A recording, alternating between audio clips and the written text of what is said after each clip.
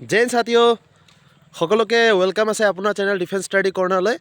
মই অলপ আগত দেখা পালোঁ যে বহুতে কমেণ্ট কৰি আছে যে ইমান নহ'ব কাট অফ বেছি যাব, কাট অফ 38 যাব, কাট অফ 37 যাব।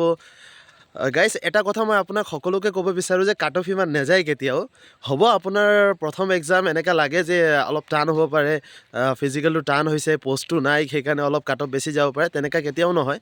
মই এক্সাইজৰ যেতিয়া এক্সাম দিছিলোঁ তাত পষ্ট আছিল আপোনাৰ 80 ছামথিং পষ্ট আছিল, আৰু আমাৰ ডিষ্ট্ৰিক্টত ক'বলৈ গ'লে 2টা বা 3টাহে পষ্ট আছিল। সেইটো সময়তে কাট অফ আপোনাৰ 36 গৈছিল আউট অফ 40, আৰু মই সেইটো পাইছিলোঁ, মই এপইণ্টমেণ্টো লৈছোঁ। এইটো মই নেক্সট কেতিয়াবা ভিডিঅ'ত আপোনাক ক'ম মই কি জব পাইছিলোঁ বা মোৰ জব জাৰ্ণি কেনেকুৱা, ঠিক আছে, সেইটো বিষয়ে মই আপোনাক ক'ম।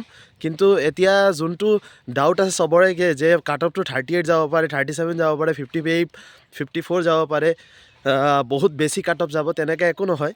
কাট অফটো এটা লিমিটতে যায়।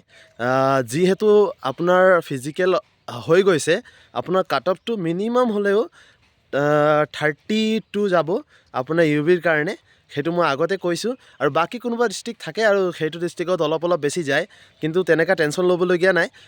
মুঠতে আপোনাৰ এপ্ৰক্সিমেটলি 32য়ে যাব।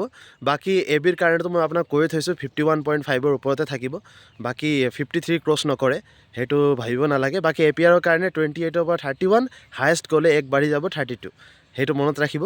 বাকী সেইটো কাৰণে আপুনি প্ৰিপেৰেশ্যন কৰক ৰিটাৰ্ণৰ কাৰণে, ঠিক আছে, পঢ়ি থাকক। এইবিলাক মাথা লগাই লাভ নাই যে মোৰ বাঢ়িব, মোৰ মাৰ্ক নাই, মোৰ 31 আছে, মোৰ 32 আছে, মোৰ 33 আছে, 35 যাব, 37 যাব, তেনেকৈ একো নহয়।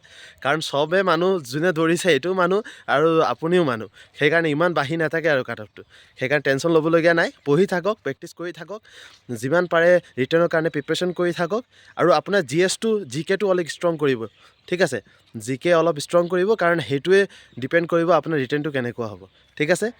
জয় হিন্দ।